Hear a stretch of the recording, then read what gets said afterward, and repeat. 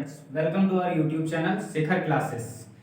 आज हम लोग त्रिकोणमिति या ट्रिग्नोमेट्री पढ़ेंगे। ठीक है, तो त्रिकोणमिति अभी तक आपको नंबर सिस्टम पढ़ाया गया था। नंबर सिस्टम में हमारी 6 क्लासेस हो चुकी हैं, बाकी आगे नेक्स्ट वीडियो में आपको पढ़ाया जाएगा। ठीक है, तब तक साथ में हम एडवांस मैथ भी पढ़ लेते हैं। तो देखिए, यहाँ पर पहला जो है, यहाँ पर आपको कुछ फॉर्मूले टाइप के बताए जाएंगे, जैसे साइन थीटा। क्या? Sine theta. साइन थीटा होता है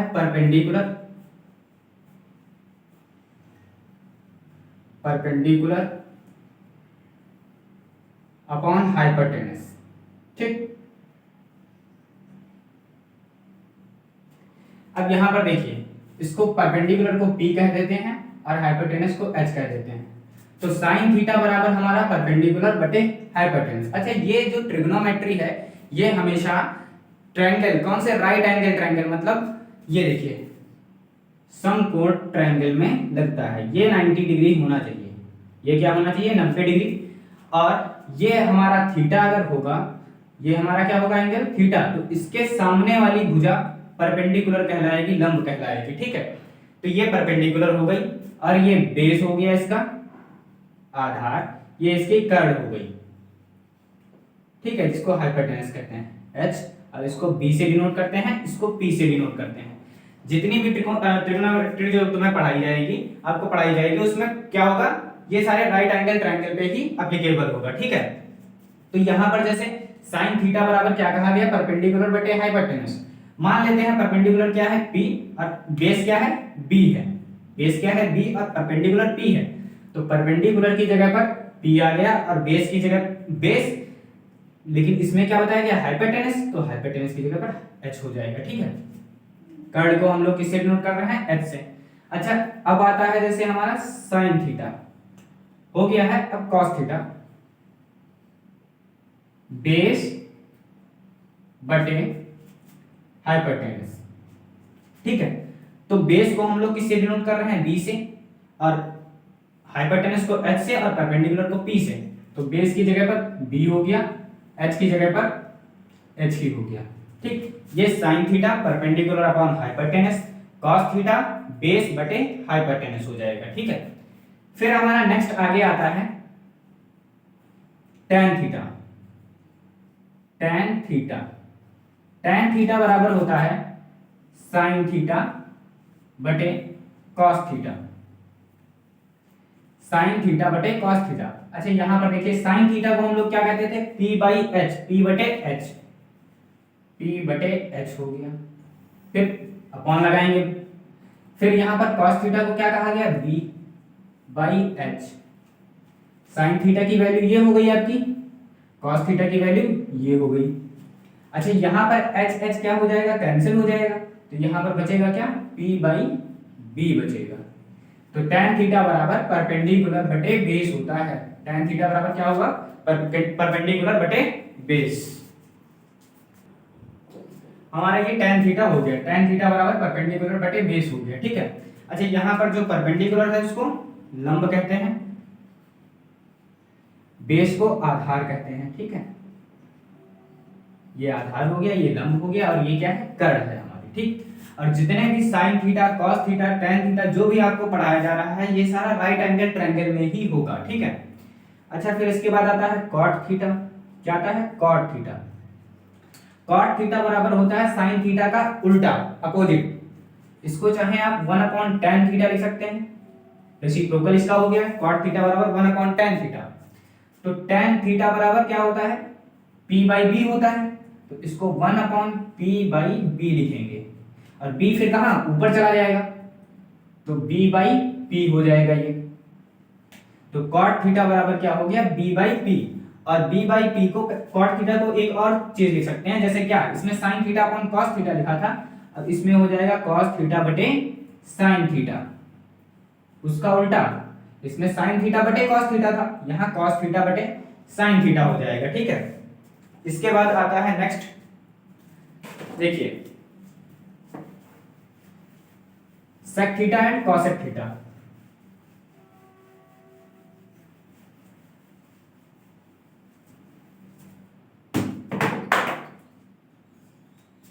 sec theta, sec theta cos theta का उल्टा होता है, रेसिप्रोकल होता है, ठीक है। तो सेक थीटा कॉस थीटा बराबर आपको बता दिया गया है क्या होता है, b बाई एच, बेस बटे हाइपोटेनस, ठीक है। b बाई एच क्या होता है, कॉस थीटा। तो यहां पर देखिए h हमारा ऊपर चला गया, तो h बाई बी जो हो गया ये हमारा क्या हो गया, सेक थीटा का फॉर्मूला हो गया, मतलब हाइपोटेनस बटे बेस, हाइपोटेनस मतलब कर्ण बटे आधार, ठीक है। इसके बाद आता है कॉसेक थीटा। कॉसेक थीटा में 1/sin मतलब साइन थीटा का उल्टा, या फिर कॉसेक थीटा साइन थीटा का उल्टा होता है, ठीक है। तो साइन थीटा क्या होता है, देखिए 1 बटे साइन थीटा हमारा होता है परपेंडिकुलर बटे बेस बटे हाइपोटेनस, परपेंडिकुलर बटे हाइपोटेनस। तो हाइपोटेनस अब की बार कहां चला जाएगा, हमारा ऊपर चला जाएगा, तो ये हो गया हाइपोटेनस बटे परपेंडिकुलर। तो इसको आप लिख सकते हैं कर्ण बटे लंब, ठीक है। ये आपके हो गए सेक थीटा, कॉसेक थीटा और साइन थीटा, सब कुछ आपको बता दिया गया। एक साइड में मैं लिख देता हूं सारे, फिर इधर दूसरे तरीके से क्वेश्चंस बताते हैं आपको।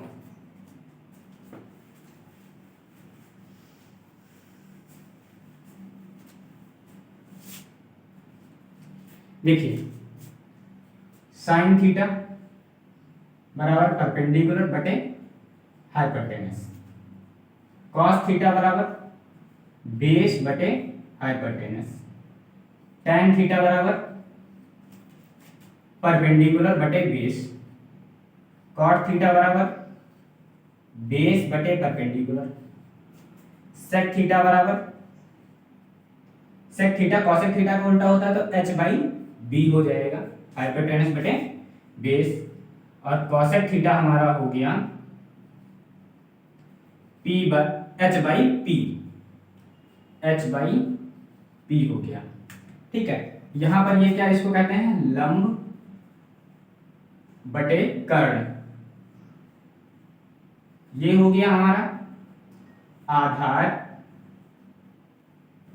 बटे कर्ण। यहां पर क्या हो गया, लंब बटे आधार, यहां पर क्या हो गया, आधार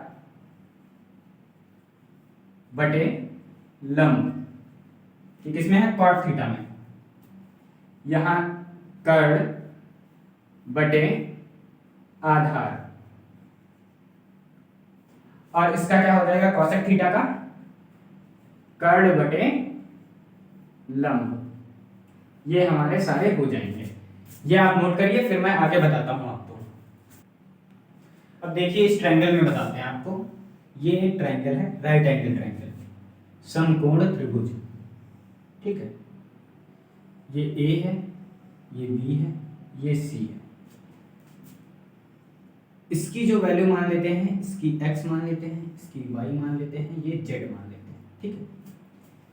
AB की वैल्यू x है, BC की वैल्यू y है, और AC की वैल्यू क्या है, z होगी, ठीक है। अगर हम एंगल ये मानते हैं थीटा, ठीक है, ये एंगल क्या होगा हमारा, अगर थीटा, तो थीटा के जो सामने मतलब एंगल के सामने वाली जो भुजा होगी, सामने वाली भुजा क्या क्या कहलाएगी, हमारी लंब कहलाएगी।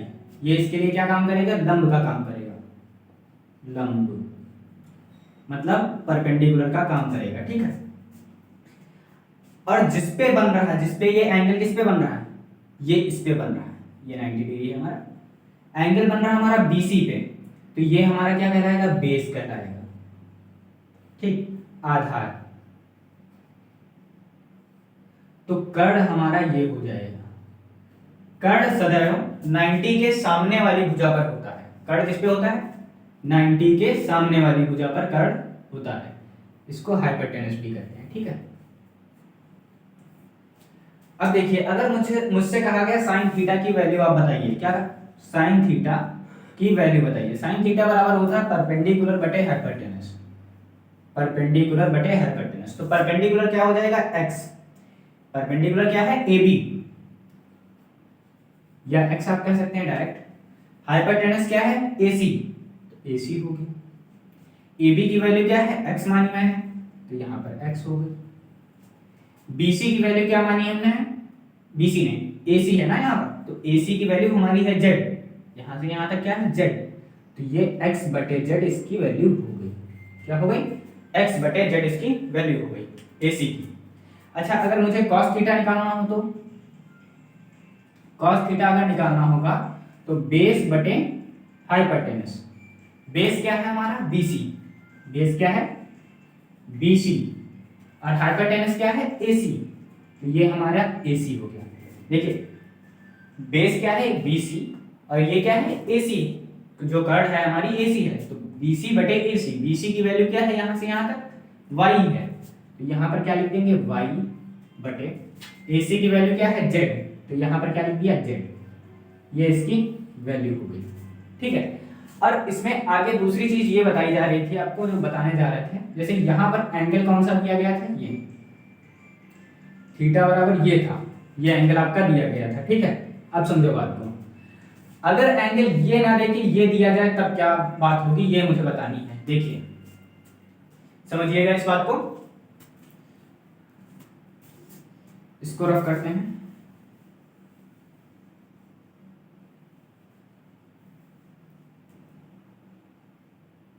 अगर हमारा एंगल ये ना देके ये दिया जाए, देखिए थीटा बराबर ये माना जाए थीटा, तो मैंने क्या कहा, थीटा के सामने वाली जो साइड होगी वो क्या कहलाएगी, परपेंडिकुलर। तो अब की बार BC क्या हो जाएगी, परपेंडिकुलर,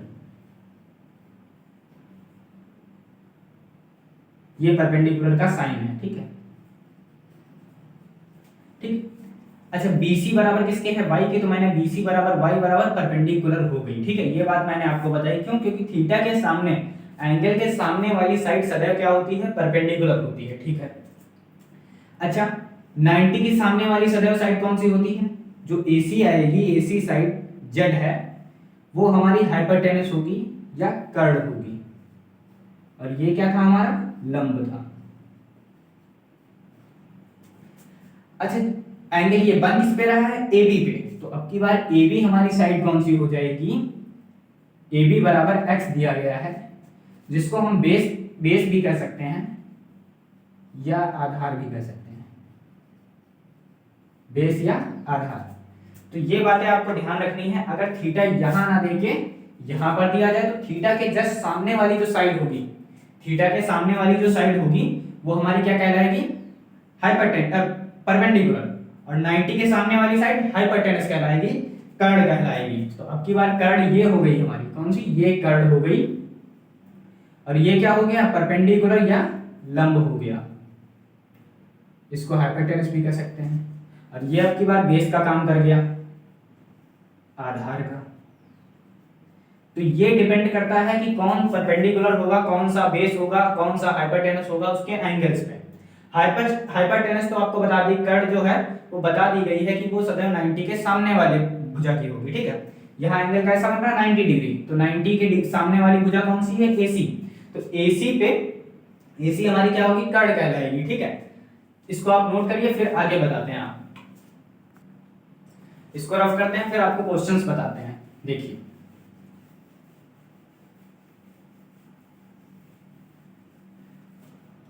जैसे पहला क्वेश्चन ये है, आपको साइन थीटा दिया गया है 3/5, साइन थीटा कितना दिया गया है, 3/5।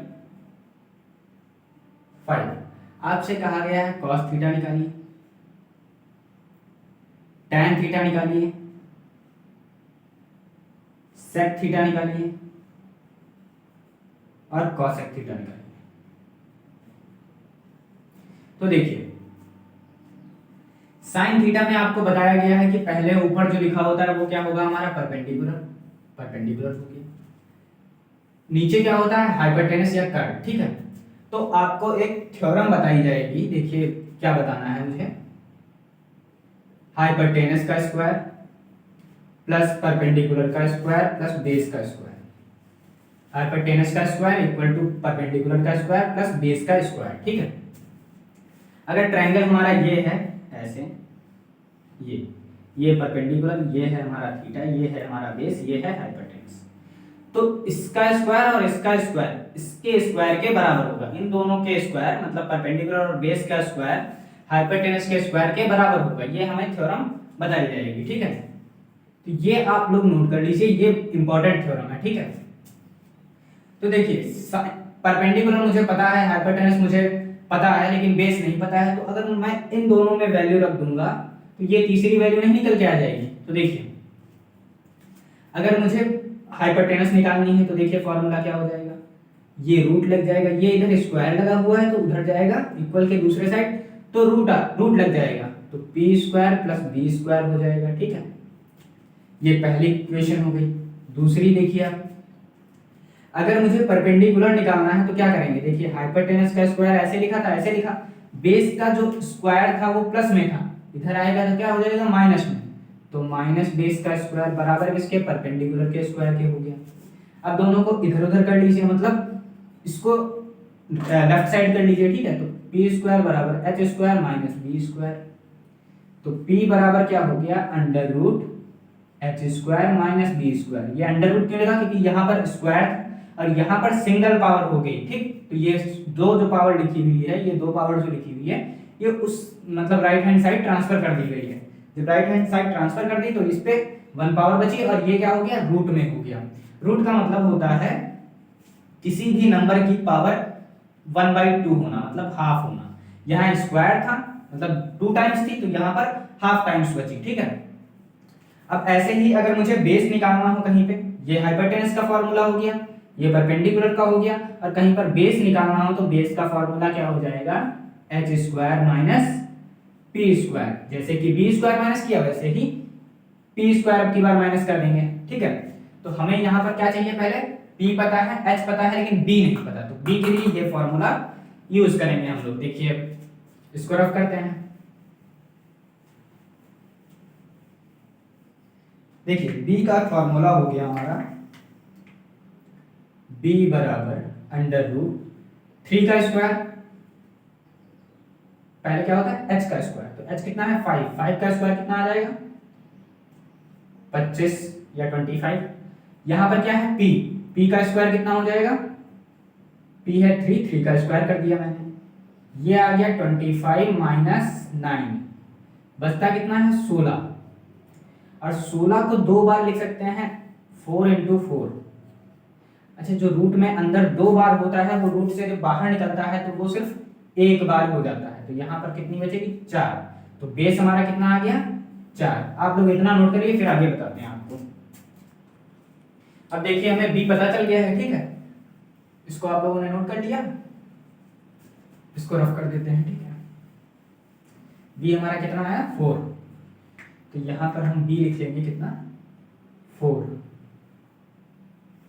देखिए p बराबर 3 आ गया, h बराबर 5 और b बराबर 4, ठीक। अच्छा अब cos थीटा बराबर क्या होता है b बाई एच, b कितना है 4 तो 4, h कितना है 5 तो 5, तो cos थीटा की वैल्यू कितनी हो गई 4/5। ऐसे ही tan थीटा क्या होता है p बाई b, p कितना है 3, b कितना है 4, तो 3/4 इसकी वैल्यू हो जाएगी। ऐसे ही sec थीटा क्या होता है h by b, sec theta h by b, तो h कितना है हमारा 5, तो 5/b,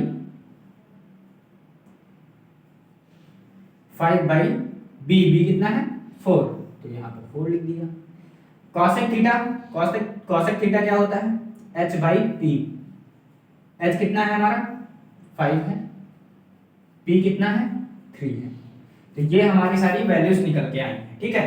आप लोग इसको नोट करिए, इसको प्रैक्टिस जरूर करिएगा। तब तक के लिए फिर मिलते हैं आपको नेक्स्ट वीडियो में।